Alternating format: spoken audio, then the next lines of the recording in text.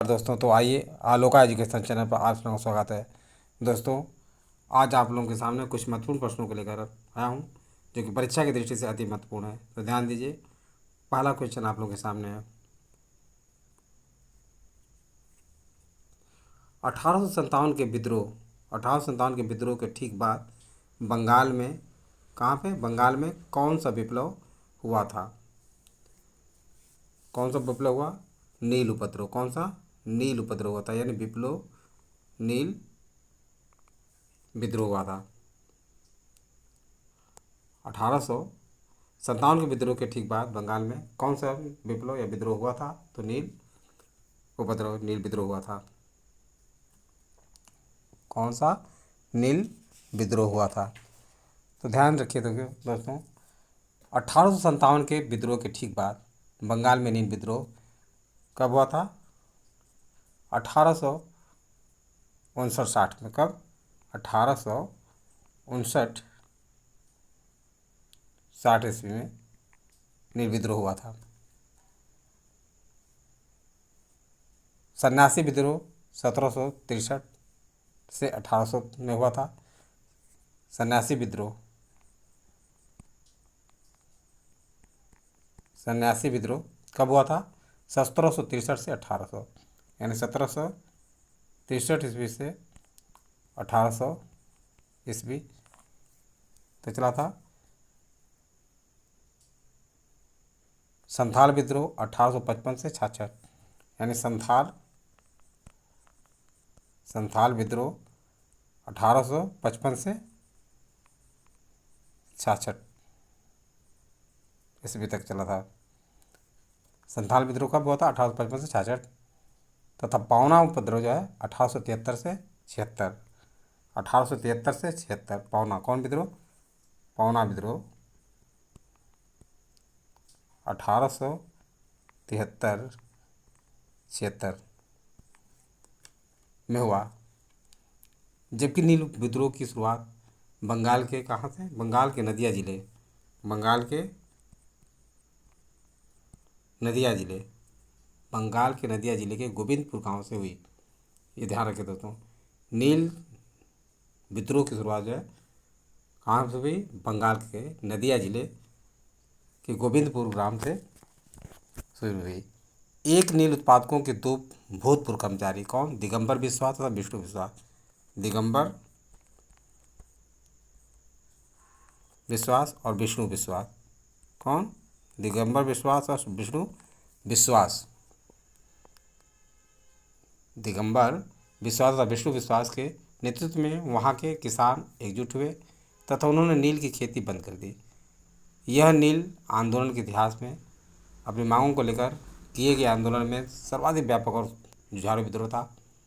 बंगाल का नील विद्रोह शोषण के विरुद्ध किसानों की सीधी लड़ाई थी। यानी नील विद्रोह क्या था? किसानों की सीधी लड़ाई किससे थी? शोषण के विरुद्ध लड़ाई थी। बंगाल के वे काश्तकार जो अपने खेतों में दोस्तों चावल की खेती करना चाहते थे, लेकिन उन्हें यूरोपीय नील बागान मालिक नील की खेती करने के लिए मजबूर करते थे, बाध्य करते थे। नील की खेती से इनकार करने वाले किसानों को नील बागान मालिकों के दमन चक्र का सामना करना पड़ता था। सितंबर 1859 में उत्पीड़ित किसानों ने अपने खेतों में नील न उगाने का निर्णय लिया। कब? 1859 में पीड़ित किसानों ने अपने खेतों में नील की खेती करने का निर्णय नहीं किया, यानी नील की खेती करने से मना कर दिया।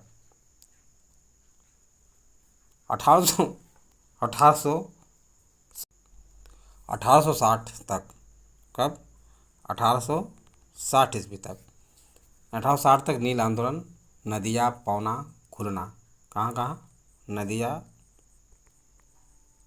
पौना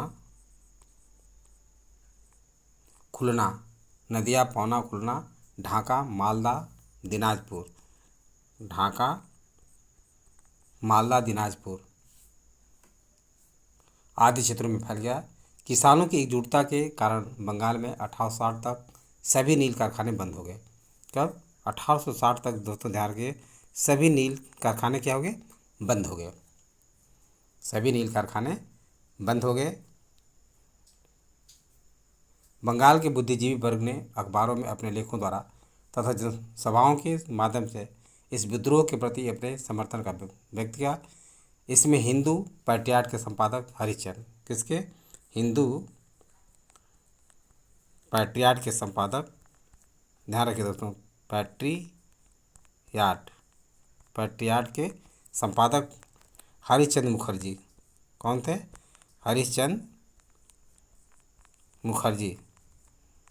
ये प्रश्न पूछ देता है, हरिश्चंद्र मुखर्जी। हिंदू पैट्रियाट के संपादक हरिश्चंद्र मुखर्जी की इसमें अहम भूमिका रही। नील बागान मालिकों के अत्याचारों का खुला चित्रण दीनबंधु मित्र ने, किसने, दीनबंधु मित्र ने दीनबंधु मित्र ने अपने नाटक नील दर्पण में किया। अपने नाटक नील दर्पण में किया। किसमें, नील दर्पण में किया। तो ये सारी बातें आप लोगों को समझ में आ गया होगा। नेक्स्ट देखिए,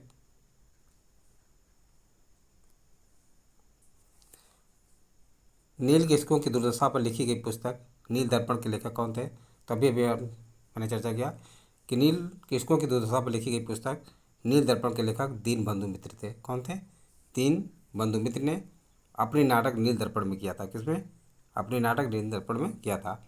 वंदे मातरम गीत किसने लिखा।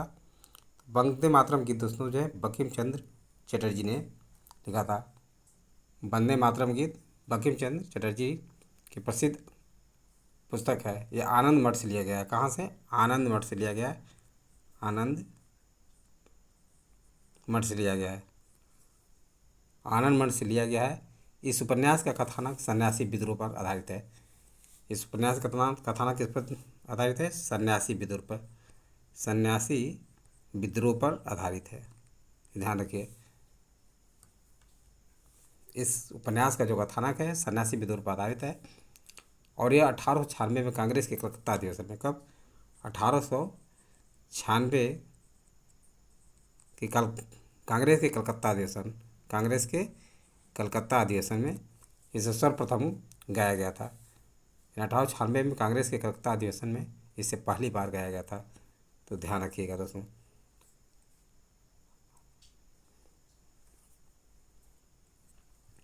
नेक्स्ट देखिए, आनंद मठ उपन्यास की कथा वस्तु आधारित है किस पे, सन्यासी विद्रोह। अभी जैसे कि मैंने बताया।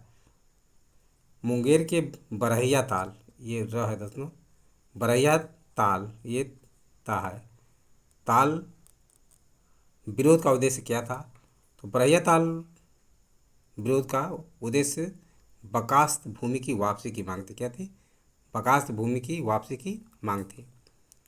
19वीं शताब्दी के दौरान होने वाले बहावी आंदोलन का मुख्य केंद्र था, कहाँ था, पटना था। 19वीं शताब्दी में के दौरान होने वाले बहावी आंदोलन का मुख्य केंद्र था, कहाँ पे, पटना में था। ध्यान दीजिए इसके प्रमुख तथ्यों के बारे में। अंग्रेजी प्रभुसत्ता को सबसे सुनियोजित तथा गंभीर चुनौती बहावी आंदोलन से मिली। किससे, बहावी आंदोलन से मिली। अंग्रेजी प्रभुसत्ता को सबसे सुनियोजित तथा गंभीर चुनौती किससे मिली थी, बहावी आंदोलन से। किससे, बहावी आंदोलन से मिली थी, जो 19वीं शताब्दी के चौथे दशक से 7वें दशक तक चलता रहा। रायबरेली के सैयद अहमद, कहाँ के, रायबरेली के सैयद अहमद, ध्यान रखिए दोस्तों, सैयद अहमद, रायबरेली के सैयद अहमद भारत मिश्र आंदोलन के प्रवर्तक थे। वह अरब के अब्दुल बहाव से, किससे, अरब के अब्दुल बहाव से, अरब के अब्दुल बहाव से प्रभावित हुए, परंतु अधिक प्रभावी ने दिल्ली के एक संत शाह बलीउल्लाह का था। क्या था, शाह बलीउल्लाह, ये दिल्ली के थे,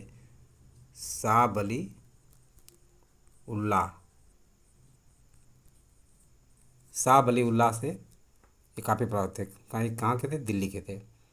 सैयद अहमद की महत्वाकांक्षा पंजाब में सिखों और बंगाल में अंग्रेज़ों को अपदस्थ करके। कहाँ पे? सैयद अहमद जो कि कहाँ के थे? रायबरेली के थे। इनकी इच्छा थी कि पंजाब में सिखों और बंगाल में अंग्रेज़ों को अपदस्थ करके भारत में मुस्लिम सत्ता को पुनर्जीवित और पुनर्स्थापित करना था। सैयद अहमद के प्रयत्नों से इस आंदोलन की विचारधारा शीघ्र ही काबुल, उत्तर पश्चिम सीमा प्रांत, बंगाल बंगाल बिहार, मध्य प्रांत आदि में फैल गई। कुछ समय के लिए इन्होंने 1830 में, कब? 1800 1830 में पेशावर पर कब्जा कर लिया। कौन? कुछ में सैयद अहमद 1830 में पेशावर पर कब्जा कर लिया और अपने नाम के सिक्के डलवाए, किंतु अगले ही वर्ष बालाकोट की लड़ाई में मारे गए।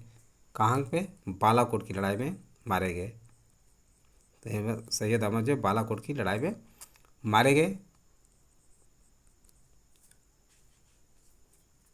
सैयद अहमद की मृत्यु के बाद पटना इस आंदोलन का केंद्र बना। सैयद अहमद की मृत्यु के बाद, ध्यान रखिए दोस्तों, पटना इस आंदोलन का केंद्र बना। किस आंदोलन का? बहावी आंदोलन का केंद्र बना।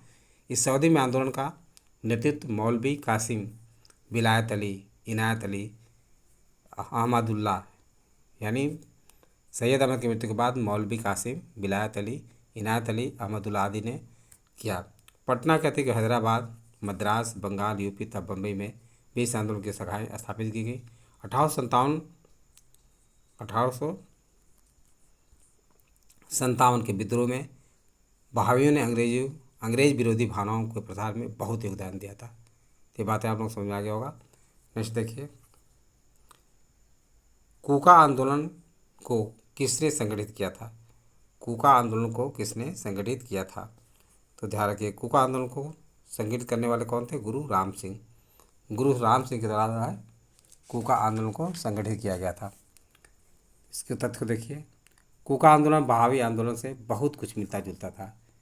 यानी जो बहावी आंदोलन था सैयद अहमद के द्वारा भारत में जो शुरू किया गया था, ये कूका आंदोलन से काफ़ी मिलता जुलता था। दोनों धार्मिक आंदोलन के रूप में आरंभ हुए, किंतु बाद में ये राजनीतिक आंदोलन के रूप में परिवर्तित हो गए। ये तो इनकी शुरुआत धार्मिक आंदोलन से हुई, परंतु ये बाद में चक्र क्या हुआ? राजनीतिक हो गया, जिसका समान उद्देश्य अंग्रेजों को देश से बाहर निकालना था। किसको? अंग्रेजों को देश से बाहर निकालना था। पश्चिम पंजाब में कूका आंदोलन। कहाँ पे? पश्चिम पंजाब में कूका आंदोलन। पश्चिम पंजाब में कूका आंदोलन की शुरुआत कब की गई थी? 1840 में। कब? 1840 में की गई थी। और किसके द्वारा की गई थी? भगत जवाहर मल द्वारा। भगत जवाहर मल के द्वारा।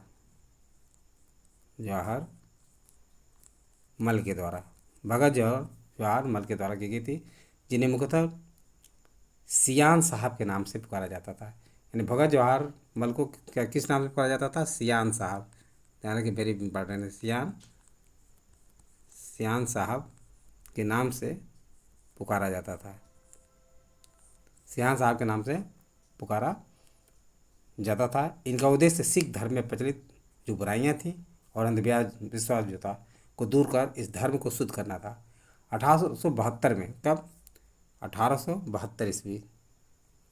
1872 ईस्वी में इस आंदोलन के नेता राम सिंह, जिसको बनाया गया? राम सिंह को बनाया गया, जिन्हें रंगून निर्वासित कर दिया गया और वहीं उनकी 1885 में मृत्यु हुई। कहाँ निर्वासित कर दिए? रंगून। और वहीं पे 1885 ईस्वी में राम सिंह की मृत्यु हो गई। 1885 में राम सिंह की मृत्यु हो गई। तो दोस्तों आज बस इतना ही। यदि वीडियो अच्छा लगा हो तो इसे सब्सक्राइब और लाइक अवश्य करें तथा अपने सगे संबंधी दोस्तों से करना भूलें। थैंक यू दोस्तों, नेक्स्ट वीडियो में मिलेंगे।